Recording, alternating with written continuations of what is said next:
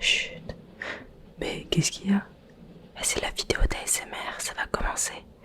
Ah ok. Bonne écoute à tous.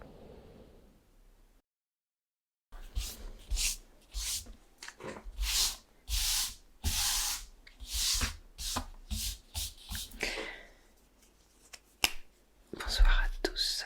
J'ai pensé à un super concept qui me plairait de faire, donc je me lance. En fait, à la base, j'ai fait des études d'art, notamment de design et de bijouterie.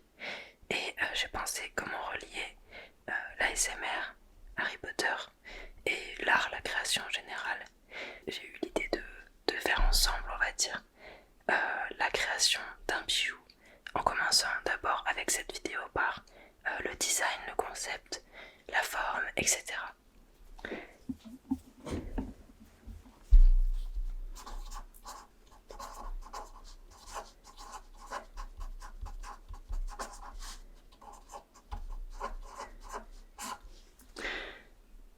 Donc, il y a déjà des bijoux Harry Potter qui existent. Il y en a pas mal sur le site Noble Collection. Mais c'est pas vraiment ce qui m'intéresse parce que c'est des répliques souvent. Et évidemment, c'est très bien fait. Mais je me positionne comme bijoutière créatrice. Donc, je vais chercher plutôt à faire un bijou qui n'existe pas, inspiré de l'univers. Donc, ça évoque la forme sans pour autant être figuratif. Enfin voilà, donc là je commence par faire ce qu'on appelle un brainstorming, donc la tempête de cerveau. Le but c'est comment dire, de donner plein d'idées, d'élargir tout ce qui est en lien avec Harry Potter pour avoir un petit peu sous les yeux tout ce qui se passe dans notre tête quand on pense Harry Potter. Alors, moi je pense en premier au personnage. Après je sais pas concrètement si je pourrais faire des bijoux là-dessus, mais ça peut être assez marrant à voir. Après il y a tout ce qui est en lien avec le personnage principal. Il y a la notion de l'éclair en termes de visuel. Il y a les lunettes. Bon, je me vois pas faire un truc avec ça non plus, mais je le note. Ensuite, je pense là au Quidditch. Ce qui me plaît bien dans le Quidditch, c'est par exemple le vif d'or. À voir, ça peut être super intéressant comme idée de partir d'une sphère avec une forme aérienne qui évoquerait le vif d'or sans forcément être une copie conforme du vif d'or par exemple. Qu'est-ce qu'il y a d'autre? Bon, les balais, ce serait trop figuratif, ça m'intéresse pas. Qu'est-ce qu'il y a d'autre? Ah, trop bonne idée, enfin j'adore, c'est la boutique de Fred et Georges. Oula, Georges. Hop là, Fred et Georges. Bon, j'écris pas super bien, mais je gère sur d'autres points, alors ça va. La boutique de Fred et Georges, farce et attrape, ça peut être trop bien. Les pastilles de gerbe et tout. Ils font des espèces de boîtes avec des motifs. Ça, c'est le studio Minalima qui a fait tout ça. Et il y a vraiment quelque chose à faire avec la forme de leur boîte, avec les étoiles, avec leur design en général. Ça peut être super intéressant. Qu'est-ce qu'il y a d'autre? Qui dit sorcier dit baguette.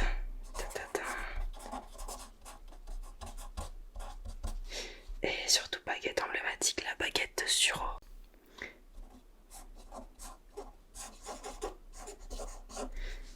La forme elle est super intéressante parce que c'est une ligne, une ligne un petit peu, on va dire une ligne qui est assez imprécise, avec des sphères qui ont un ordre.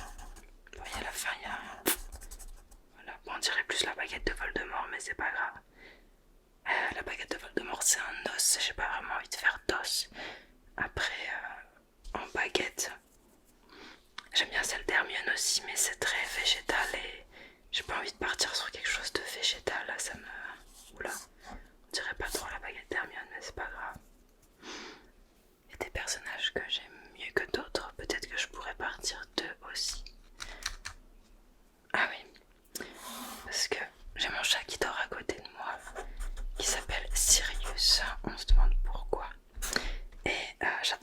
personnage là. Et il y a toute une histoire autour de Sirius avec la maison des Blacks. Bon, c'est pas les meilleures valeurs de la Terre, mais il me semble qu'ils ont un blason. Je sais plus s'il n'y a pas des corbeaux ou quelque chose comme ça. Je sais plus du tout, mais ça peut être assez intéressant.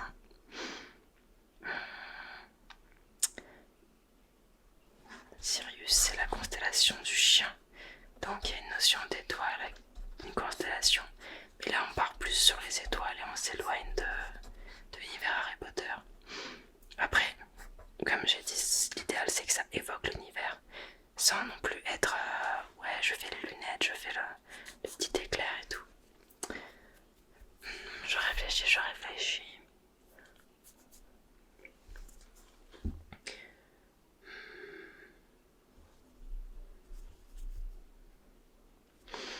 Après, si on part chez les méchants, il y a le Nagini. Donc il y a toute une histoire de serpents. Je suis pas fan des serpents. Ah bah tiens, il y a les créatures magiques. Ah ça m'inspire.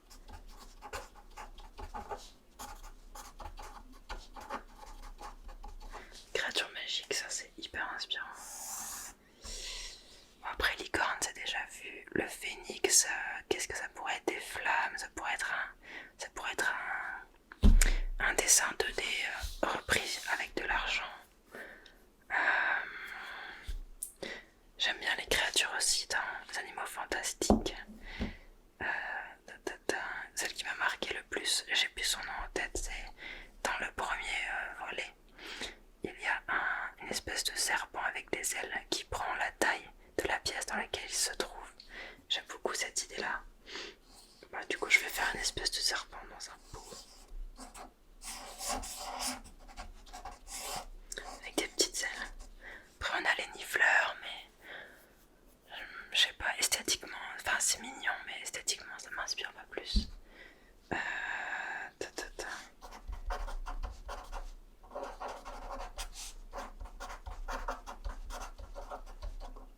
Voilà, élastique.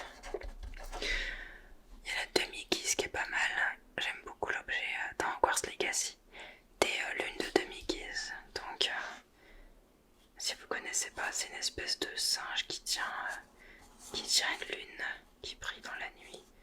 Et c'est très bien fait. Et j'aime bien. D'ailleurs, j'ai vu qu'il existait des produits dérivés. Alors, je sais pas si c'est sur Noble Collection ou si c'est des particuliers qui le font, mais en tout cas, j'ai vu que ça existait et je trouve que c'est très très stylé comme lampe, etc. Mais pour un bijou, à part représenter la demi-guise, ouais, bof.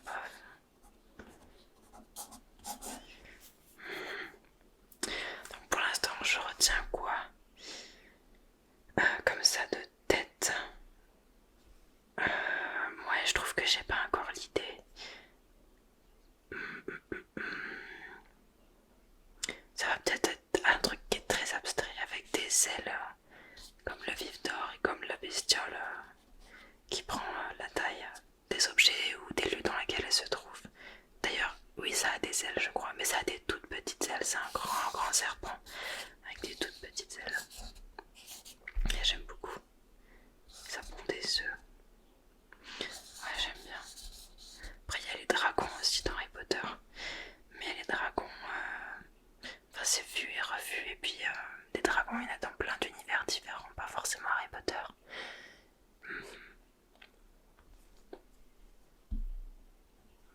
Je réfléchis. Il y a les matières enseignées à l'école. Je peux avoir de place. Tout ce qui est en lien avec Poudlard. Ouais. Il y a le cours de potions. J'adore l'esthétique des petites fioles. Les petites fioles où il y a des ingrédients. Ou alors les bestioles qui sont dans du formol, dans des bocaux. J'adore cette esthétique. C'est fascinant, ça fait un peu cabinet de curiosité et tout, c'est génial. Après ça pourrait être une espèce de chaudron avec des bulles. Ah là c'est dur, on est très loin. Enfin c'est un univers qui est très riche, en tout cas il y a de quoi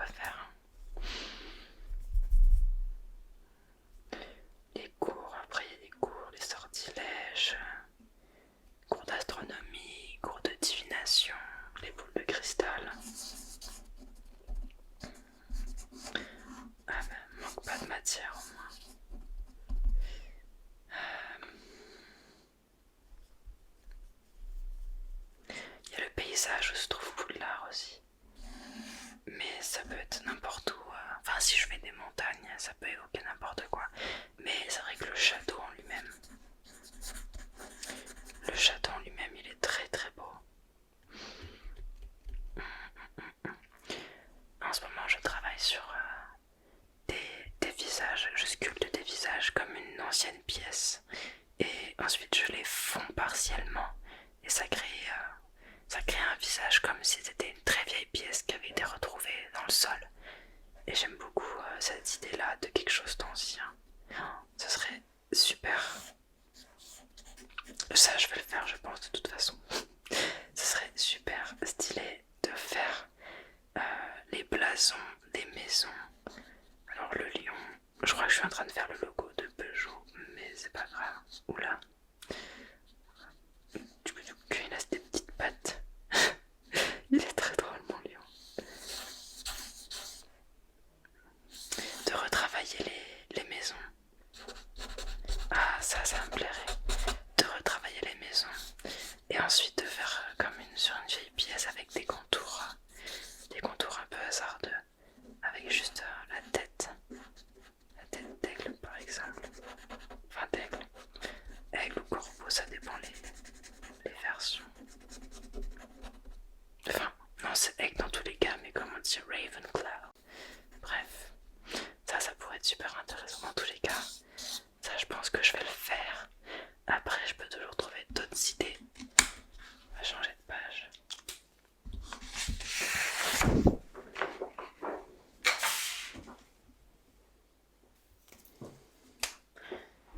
Alors, je trouve que j'ai tendance un petit peu à m'éparpiller dans les idées. Donc, je vais plutôt réfléchir film par film, des éléments qui m'ont marqué, que j'ai retenu, etc. Donc, Harry Potter 1, en plus, c'est assez vrai puisque j'ai enregistré les vidéos ASMR sur ma chaîne. Qu'est-ce qui m'a marqué en particulier? Il y a la pierre philosophale, mais elle existe sur Noble Collection. Elle existe déjà dans un... Enfin, il y a un beau présentoir autour, etc. Et puis au final, c'est une pierre, ils ont dû mettre une espèce de résine rouge, mais ça le fait, je trouve ça très très beau à chaque fois. Pareil, le retourneur de temps, vraiment j'adore. Et je pourrais faire un bijou un peu retourneur de temps. Mais après, ça a déjà été fait et je l'ai même déjà fait par le passé. Mais il était pas top parce que c'était sur ma première année de bijouterie. Mais j'ai pas envie de faire des répliques de ce qui existe, quoi. Alors dans Harry Potter 1, il y a les lettres, il y a les hiboux, il y a le serpent, plus loin il y a le troll, il y a le crapaud de Neuville. J'ai vraiment des détails qui me viennent en tête, c'est vraiment étrange. Dans le 1, il y a surtout la pierre philosophale, quoi. Mais après ça peut évoquer la pierre philosophale. Parce qu'en soi, c'est une pierre qui apporte l'immortalité et la richesse, puisqu'elle peut transformer n'importe quel objet en or. Donc, pourquoi pas retravailler la forme d'une pierre philosophale? Un petit peu comme la bague des Gaunt, qui est juste une espèce de pierre noire autour duquel ils ont bien travaillé un anneau et tout. Ça pourrait être sympa de travailler ça. Peut-être même, je réfléchis, je me disais peut-être même ramasser un caillou dans la rivière et le tailler de manière à faire des motifs ou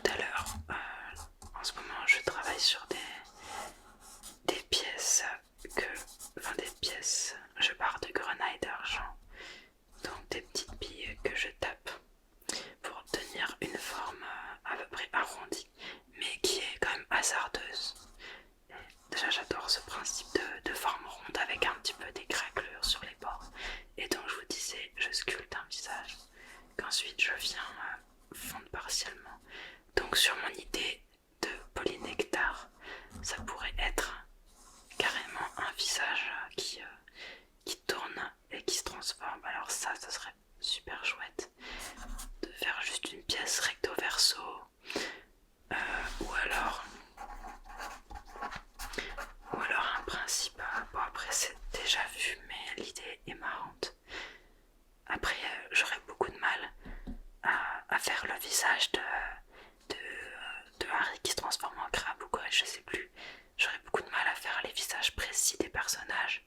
Mais encore une fois, ça peut être juste la notion de polynectar, donc la notion de changement d'apparence qui pourrait être empruntée. Et ça pourrait être une espèce donc de médaille, un premier visage, et qui viendrait recouvrir un deuxième en dessous. Et ensuite, on verrait qu'une seule médaille, mais l'autre serait en dessous et elle pourrait totalement bouger. Je sais pas comment dire. Ça pourrait être marrant. Après ça existe déjà. Donc, mais j'aime l'idée de double visage. J'aime beaucoup cette idée de changement d'identité. C'est comme... alors j'ai plus le nom, mais il y a des artistes. Il y a, par exemple, je pense à un truc, j'ai vu passer ça sur les réseaux. Où c'est un ou une artiste, je sais pas, qui a représenté le visage. Et quand on vient de la gauche, c'est une petite fille. Et quand on passe à droite, on voit une petite mémé. Et au milieu, on voit une adulte. Donc le visage, il change en fonction de là où on se situe. C'est fait, je crois, un peu comme les cartes, un peu de la même manière que les cartes 3D. Mais ouais, ça ce serait génial. En métal, ce serait incroyable, mais alors, tellement technique. Mais ouais, mais j'aime bien cette idée polynectar, je vais y réfléchir. Ensuite, Harry Potter 3.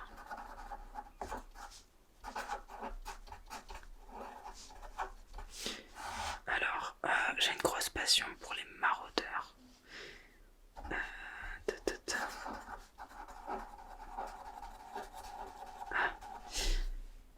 Alors, je peux carrément lier l'idée du polynectar et des maraudeurs, mais en mode un humain qui se transforme en animal.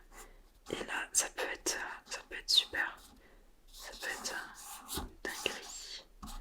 Hop là, qui se transforme en rat.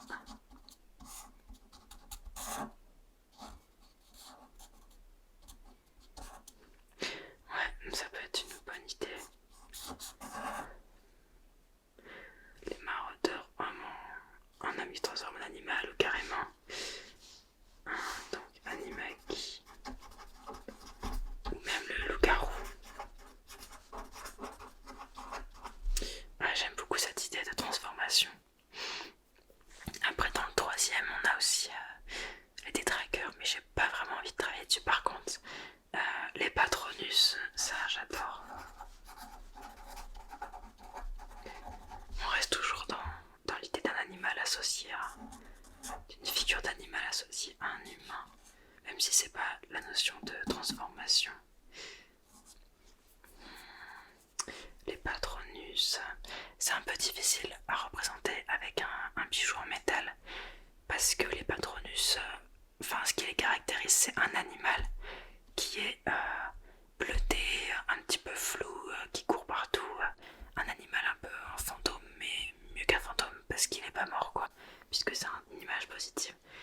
Et comme c'est du métal, j'ai pas la possibilité d'ajouter de la couleur, ni d'ajouter un flou. Enfin, c'est pas comme sur un dessin où on dessine une bébête qui court et puis on la floute un petit peu. Non, enfin, je peux pas faire ça, malheureusement. Après, l'idée d'un animal personnalisé qui évolue, pourquoi pas, mais ouais. Je sais même pas quel animal je fais. On va dire un cerf un peu bizarre, mais hop là.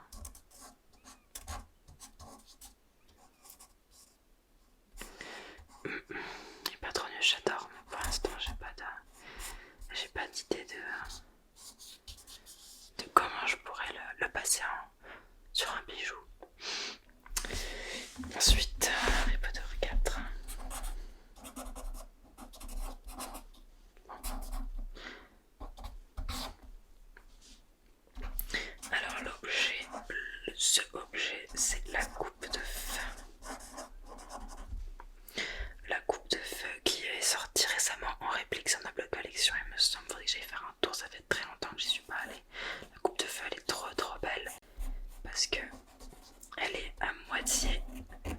moitié coupe et à moitié roche. Un petit peu, elle fait très brute et j'adore cette esthétique de moitié brute, moitié lisse. Mais c'est déjà un petit peu ce que je fais en général. Elle est belle ma coupe, hein. Hop, une petite étoile. Ouais. La coupe de feu, avant de faire une réplique. Après, il y a les épreuves. Franchement, Harry Potter 4, c'est pas celui qui m'inspire le plus en termes d'esthétique. Je réfléchis. Après, il y a les autres maisons. Enfin, les autres maisons, les autres écoles de magie qui sont super intéressantes, qui me fascinent. Mais on n'a rien dessus. On a juste le logo de Beauxbatons, le logo de Durmstrang, pardon. Enfin, le logo blason. Et on a la tenue des élèves. Donc, à moins de faire un bijou en forme du chapeau de Fleur de la Cour, c'est un peu bizarre. Donc, non, je vais passer sur celui-là. Bon, je vais faire Harry Potter 5 là, puisque j'ai de la place. Oui, j'ai oublié un R. Harry Potter. Le 5e, c'est l'armée de Dumbledore. Et je sais pas, c'est plein de trucs, j'adore ce volet-là. Harry Potter 5, alors qu'est-ce qu'on a? En plus, on a la mort de Sirius, c'est terrible. Donc, le 5e volet, on a Ombrage. Mais j'ai pas du tout envie de travailler sur Ombrage parce qu'elle est horrible, tout simplement. Rita Skeeter, toujours dans l'idée d'un humain qui se transforme en animal. J'adore. Après, en personnage, elle est. Bon, elle est marrante, mais voilà quoi. C'est Rita Skeeter. Et la plume à papote, elle est marrante, mais ça reste un objet très précis. Qu'est-ce qu'on a?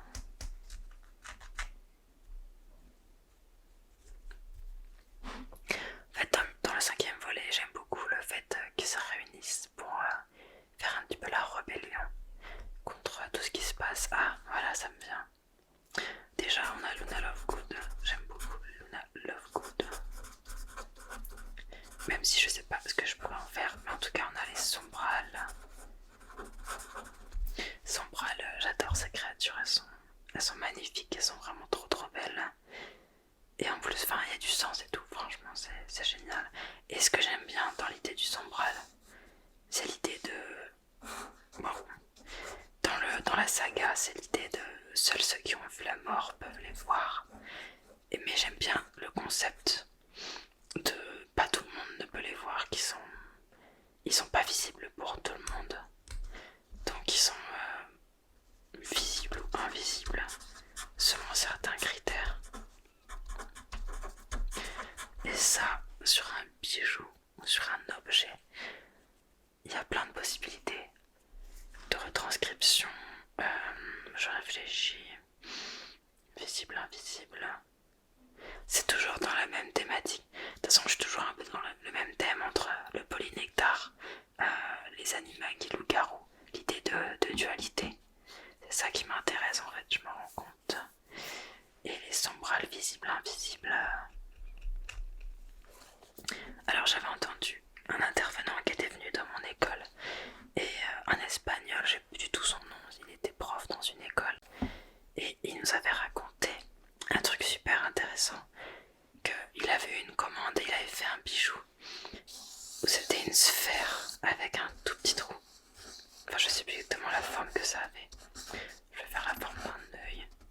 Et à l'intérieur de cette sphère, donc la sphère est en métal, je crois en argent, donc poli, toute belle ou satinée, je ne sais pas.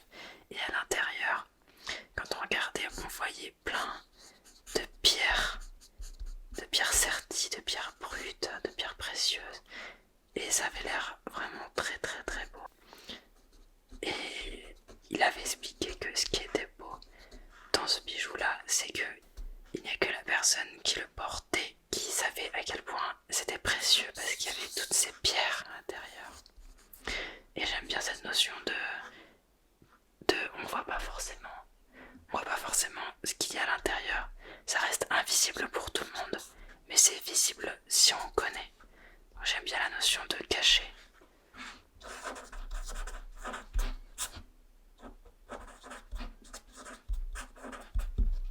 Cacher, révéler. visible, invisible. J'aime beaucoup. Il me reste un petit peu de place pour terminer Harry Potter 6. Le 6e volet, là on a, comme je disais tout à l'heure, il y a la boutique de Fred et George qui est géniale en termes de forme, d'idées, de concept, de bonbons pour être malade, j'adore. Après en bijoux, j'ai rien qui me vient maintenant. Dans le 6e, on a le prince de sang mêlé avec le fameux livre. C'est la mort de Dumbledore aussi, pas très joyeux, mais il y a les Horcruxes, la découverte des Horcruxes avec la bague de Gaunt. Et je crois qu'ils ont déjà découvert, il y a le journal et la bague. Je crois que dans le 6e, c'est tout ce qu'ils ont comme info. Bref, des objets, créatures, animaux, personnages propres au tome 6, au livre 6. C'est un petit peu le livre, on va dire spécial rogue, mais je ne cours pas après. Je me rappelle, il y a Horace Le Corne. Horace Le Corne qui est génial et qui collectionne ses élèves et ses anciens élèves comme des trophées. Elle est marrante cette idée de collectionner des personnes. Après en objet ce serait un peu flippant. J'imagine un peu en mode un pendentif. Donc là c'est la chaîne. Et à l'intérieur il y a soit plein de visages. Ou alors soit plein de personnages. Pour montrer l'accumulation de personnes. Mais après ça parle pas tant de... Lui il a carrément des cadres avec ses anciens élèves. Il lui offre des places pour aller à des matchs de Quidditch. Enfin il y a de tout. Donc là est-ce que ça fait tant collection? Et puis ça fait juste des petites billes. Ça fait moins personne que si je mettais des silhouettes. Là ça fait un peu flipper, là ça fait un peu des trackers. Pour le coup ça fait un peu des trackers. Après le 7e volet, il y a les Horcruxes et tout, mais j'avoue que là j'ai déjà pas mal de matière. Et enfin je réfléchis vite fait, mais 7e volet en livre ou alors les 2 films, c'est assez sombre. Il n'y a plus la magie de départ, enfin il y a toujours la magie, mais comment dire, l'émerveillement et c'est un peu tassé, c'est normal. C'est le combat, c'est la lutte, c'est le dénouement. Non, je partirai pas du tout sur le thème Harry Potter 7 en tout cas. En tout cas, pour l'instant, je garde comme idée. Alors, qu'est-ce que j'avais sur ma première page? Ma première page, j'avais rien trouvé de spécial. Il y a des... Ah oui, je reste sur les médailles que je fabrique en ce moment. Avec les 4 maisons qui pourraient être comme des vieilles pièces qu'on aurait retrouvées. Et ce serait vraiment chouette. À porter en pendentif, même en bague, tout est possible. Et donc à creuser l'idée de soit d'Animagi, donc un homme qui se transforme en animal avec peut-être une médaille à double face, ou un système d'une médaille devant l'autre, ou quelque chose, ou comment dire, à voir, ou même peut-être comme à l'époque, avec un système qui s'ouvre. Et après on a, hop là, ils mettaient des photos souvent les gens à l'époque. Mais peut-être même l'idée d'un truc qui s'ouvre avec charnière, mais après ouais ça évoque un petit peu trop les pendentifs que les gens portaient pour se rappeler des uns des autres, de leur amoureux à l'autre bout du monde, ou qui étaient à la guerre, je sais pas quoi, enfin ouais ça évoque des choses qui ne me parlent pas forcément. Donc ouais. Enfin voilà, je pense avoir une piste avec la notion de polynectar, animagi, les médailles des 4 maisons. En tout cas, me baser sur... Bon, au final, ça reste quand même des représentations figuratives, mais ça reste assez brut. Et des visages,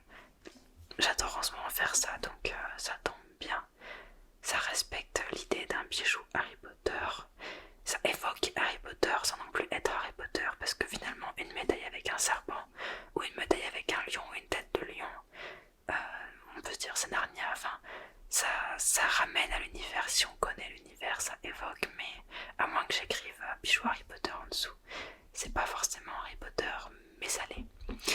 Enfin, bref, j'espère que cette vidéo vous aura plu, que mon processus vous aura plu aussi, vous aura un peu intéressé ou endormi. Si c'était le but, tant mieux. En tout cas, on se retrouve bientôt pour la suite des vidéos ASMR du tome 2. A bientôt.